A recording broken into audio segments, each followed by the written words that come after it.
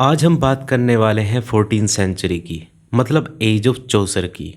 ये टाइम था जब इंग्लिश समाज में कई सारे एरिया में नए नए बदलाव हुए। ये बदलाव सामाजिक, राजनीतिक, धार्मिक, साहित्यिक, मतलब लिटरेचर के एरिया में इम्पोर्टेंट थे। ये वो समय था जब इंग्लैंड में 100 ईयर वॉर की स्टार्टिंग हुई, मतलब एक ऐसा युद्ध जो 100 ईयर्स तक चलता रहा, जिसने इंग्लैंड को पूरी तरह से बदल दिया। लोगों में देश के लिए प्रेम इसी वॉर की वजह से स्टार्ट होने लगा। चौसर के समय से पहले इंग्लैंड की अपनी कोई नेशनल लैंग्वेज नहीं हुआ करती थी, लेकिन चौसर ने अपने लिटरेरी वर्क्स के लिए ईस्ट मिडलैंड के डायलेक्ट को चूज किया और उसके बाद वो डायलेक्ट नेशनल लैंग्वेज बन गया और वैसा बन गया जैसा आज हम इंग्लिश लैंग्वेज को जानते हैं। इस एज की बात अब विस्तार में करते हैं। तो 1340 से 1400 ईस्वी तक के टाइम को एज ऑफ चौसर कहा जाता है। ये टाइम समाज के अप्स एंड डाउन का टाइम था। इसी समय में दो पीरियड्स एक दूसरे से अलग हो रहे थे, मतलब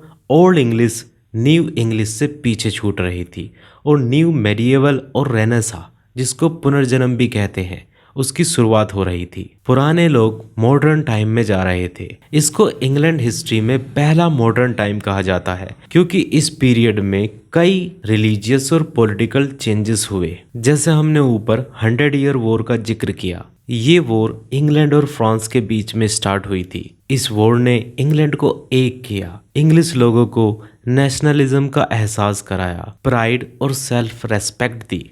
इस समय न्यू लिटरेचर, आर्ट और लैंग्वेज की स्टार्टिंग हुई, क्योंकि इस समय चौसर, लैंगलैंड और वेक्लिफ जैसे महान राइटर इंग्लिश में लिख रहे थे। दूसरी तरफ इंग्लैंड का व्यापार, इंपोर्ट और एक्सपोर्ट दूसरे देशों के साथ में तेजी से बढ़ने लगा था और फ्यूडलिज्म जैसी चीज़ें जिसमें लोगों को ज़मीनें दी जाती थीं, उनसे ऊपर के लोगों द्वारा, जैसे किंग्स एंड लॉर्ड, और बदले में वे लोग किंग्स एंड लॉर्ड के लिए लड़ा करते थे। ऐसी चीजें खत्म होने लगी थी और पैसों का चलन स्टार्ट हो गया था। चर्च की अथॉरिटी और उनके बनाए रीति रिवाजों पर उंगलियां वाइक्लिफ जैसे महान लेखकों ने उठाना शुरू कर दिया था। लोग जागरूक होना स्टार्ट हो गए थे और समाज के हर गलत और ऑपरेसिव चीज के खिलाफ लोगों ने मुखालफत शुरू कर दी थी।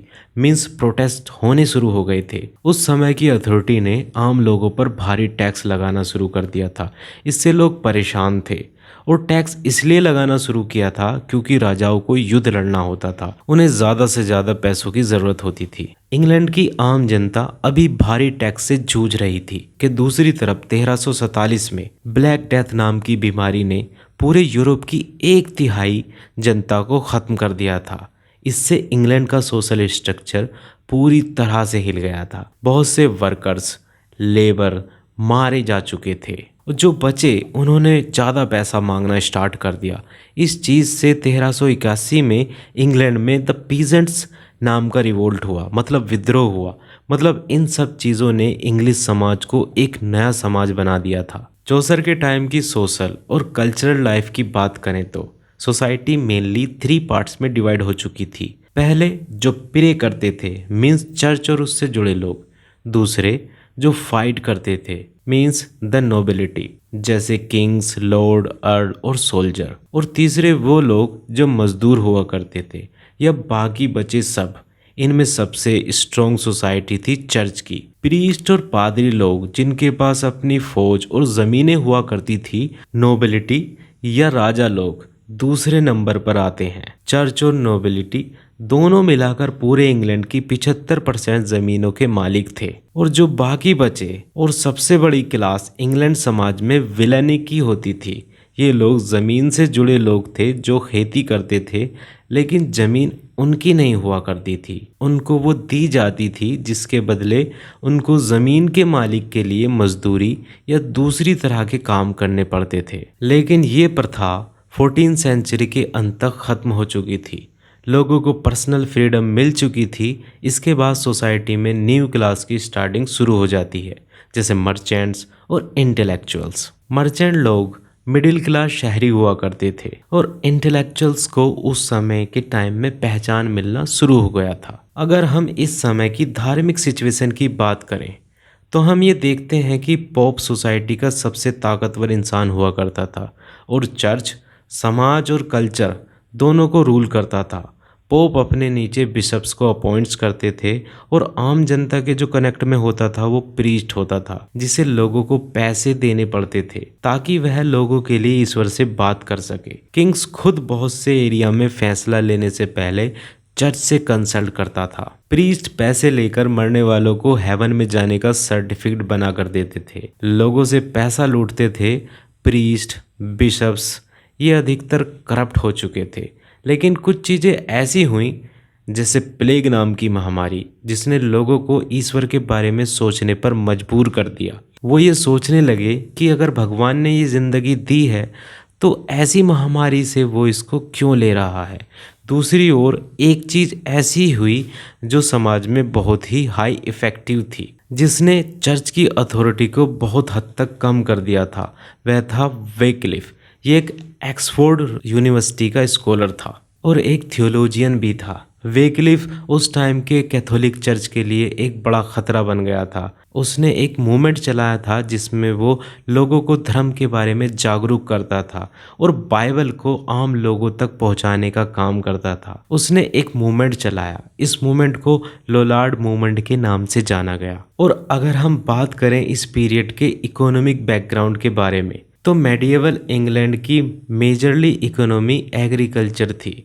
मेडिएवल टाइम में ये स्ट्रॉन्ग हुई, लेकिन दूसरी तरफ 100 ईयर वॉर से ये इकोनॉमी बिल्कुल कोलैप्स हो गई और रही सही कसर ब्लैक डेथ ने पूरी कर दी। तो इस समय इंग्लैंड की इकोनॉमी मोस्टली बर्बाद हो चुकी थी। लेकिन इसी बीच मर्चेंट क्लास की स्टार्टिंग हुई। शहर में बाजार थे और वो बिजनेस के सेंटर बन गए थे, लेकिन अभी भी लॉन्ग डिस्टेंस ट्रेड डेवलप नहीं हुई थी। इसके साथ में वूल इंडस्ट्री इंग्लैंड का मेन इंपॉर्टेंट सेक्टर बन गया था, जो शहर और गांव तक फैला हुआ था। अब बात करते हैं इस पीरियड के कुछ इंपॉर्टेंट इवेंट्स की।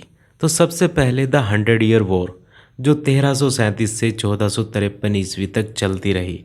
ये एक वॉर नहीं थी बल्कि सीरीज ऑफ वॉर थी जो इंग्लैंड और फ्रांस के बीच थी। इस स्ट्रगल की मेन वजह थी फिलिप फोर्थ के डेथ के बाद फ्रेंच थ्रोन को पाना, क्योंकि फिलिप IV, उसके बेटे लुइस X, फिलिप V और चार्ल्स IV की डेथ के बाद इस डायनेस्टी का कोई मेल हेयर नहीं बचा था। और उधर इंग्लैंड के King Edward III Philip IV के ग्रैंडसन की वजह से, जो एडवर्ड की बेटी इसाबेला से था, उस वजह से फ्रांस की गद्दी को पाना चाहता था। इस क्लेम को फ्रांस की नोबिलिटी ने रिजेक्ट कर दिया था। फ्रांस की नोबिलिटी चाहती थी कि फिलिप IV के भतीजे वॉयलेस के फिलिप को फ्रांस का राजा बनाया जाए। इस वॉर को 3 फेज में डिवाइड किया गया है। पहला द एडवर्डियन इरा, इसका टाइम था 1337 से 1360 तक। दूसरा कैरोलिन वॉर, इसका टाइम था 1369 से 1389 तक। और तीसरा लैंकास्ट्रियन वॉर, इसका टाइम था 1415 से 1453 तक। अगर एडवर्डियन इरा की बात की जाए तो ये ट्रीटी ऑफ ब्रिटनी होने तक चली। इस फेज़ में एडवर्ड II की आर्मी ने फ्रांस की आर्मी को 1346 में बैटल ऑफ सर्सी में हराया। उसके बाद में 1356 में फिर से हराया। इस युद्ध में फ्रांस के किंग जॉन II और उसके कई नाइट्स को पकड़ लिया गया और उन सबको लंदन जेल भेज दिया गया। इस वॉर का सेकंड फेज़ आता है कैरोलिन वॉर। इसका नाम चार्ल्स V ऑफ फ्रांस के नाम पर पड़ा था, जिसने ब्रिटनी की ट्रीटी के बाद में वॉर को रोक दिया था। वह वो सब कुछ वापस चाहता था जो फ्रांस ने खोया था। उसने इंग्लैंड की सेना को कई बार हराया, क्योंकि इंग्लैंड में गृह युद्ध चल रहा था उस टाइम पर। इस वॉर का थर्ड फेज है लैंकास्ट्रियन वॉर। ये लास्ट फेज था जो 1415 ईस्वी तक चला, जब इंग्लैंड के हेनरी V ने नॉर्मंडी पर अटैक कर दिया। इसका ये नाम इसलिए पड़ा क्योंकि हेनरी IV के टाइम पर ये फेज स्टार्ट हुआ था और ये किंग हाउस ऑफ लैंकास्टर से था, जो पहली बार थ्रोन पर बैठा था। इस वॉर का रिजल्ट ये हुआ कि ऐसा माना जाता है कि फ्रांस लास्ट की कुछ मेजर बैटल्स जीत गया। इस वजह से फ्रांस और इंग्लैंड दोनों यूरोप में अच्छे खासे बड़े देश बन गए। अब बात करते हैं कि इस वॉर का क्या इफेक्ट हुआ। वॉर में इंग्लैंड का बहुत बड़ा खर्चा हुआ, इसलिए वो खर्चा पूरा करने के लिए इंग्लैंड ने सामान्य लोगों पर बड़े बड़े टैक्स लगा दिए। दूसरा मेजर इवेंट था इस पीरियड में ब्लैक डेथ, जो 1348 ईस्वी से 1350 ईस्वी तक इंग्लैंड में रहा।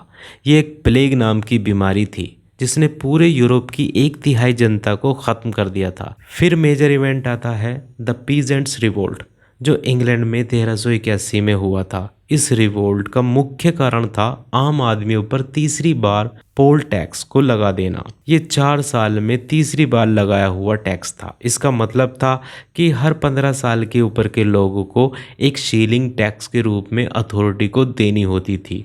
लोगों की हालत ब्लैक डेथ के चलते पहले ही ख़राब थी, इसलिए लोगों ने टैक्स देने से इनकार कर दिया। इसलिए टैक्स वसूलने में अधिकारियों ने सख्ती दिखाई। तो 1341 में जॉन बैम्पटन नाम के टैक्स कमिश्नर ने एसेक्स के एक गांव में टैक्स वसूलना चाहा, लेकिन लोगों ने वहीं टैक्स देने से मना कर दिया और वहीं से रिवोल्ट स्टार्ट हो गया और धीरे धीरे बढ़ता चला गया। और दूसरे लीडर जैसे वॉट टेलर ने इस रिवोल्ट को ज्वाइन कर लिया। टेलर ने रेबेल को लीड किया और ये सब लोग 4 जून 1381 को लंदन के लिए रवाना हुए और रिचर्ड सेकंड विट टेलर से मिलने के लिए एग्री भी हो गए। विट टेलर ने किंग रिचर्ड को अपनी डिमांड को एक्सप्लेन किया, जैसे जागीर प्रथा को ख़त्म करना, दास प्रथा को ख़त्म करना और सभी रेबेल करने वाले को क्षमादान देना और टैक्स को कम करना। इस तरह की डिमांड रिचर्ड के सामने रखी गई और दूसरी मीटिंग में विट टेलर को मार दिया गया। ये टाइम था 15 जून 1381 और इस तरह से ये रिवोल्ट ख़त्म हो जाता है। अगर हम इस टाइम के लिटरेचर की बात करें तो इस एज में 5 मेन राइटर थे। लैंगलैंड, जिसने सामाजिक बुराइयों को लोगों के सामने रखा, जिसने ह्यूमन इक्वालिटी पर जोर दिया। दूसरा फेमस राइटर था इस एज का wycliffe। इसकी बात हम पहले भी कर चुके हैं। ये एक इंग्लिश रिलीजियस राइटर था। उसने बाइबल को लोगों की आम भाषा में ट्रांसलेट करके लोगों को सही और गलत की नॉलेज दी। चर्च के बुरे प्रभाव से लोगों को बचाने की कोशिश की। इस टाइम का 3rd ग्रेट राइटर है जॉन गोवर। ये एक स्कॉलर और लिटरेरी मैन था। इसने लाइफ के बारे में लिखा। 4th आता है मैनविले। ये एक ट्रैवलर था जो दूर देशों में जाता रहता था, इसलिए उसने बहुत से ट्रैवलॉग लिखे और इन सबसे अलग सबसे फेमस जोफ्री चौसर। ये एक स्कॉलर, ट्रैवलर, बिजनेसमैन, कोर्टियर था। उसके वर्क पूरे इंग्लैंड की आवाज़ थी। इसके जैसा आगे आने वाले राइटर में कोई नहीं हुआ सिवाय ग्रेट शेक्सपियर को छोड़कर।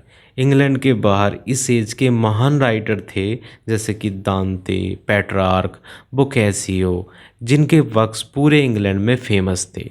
सो फ्रेंड, आज की वीडियो में इतना ही। अगर आपको ये वीडियो अच्छी लगती है तो लाइक करिएगा, शेयर करिएगा। Thanks for watching me. Have a nice day.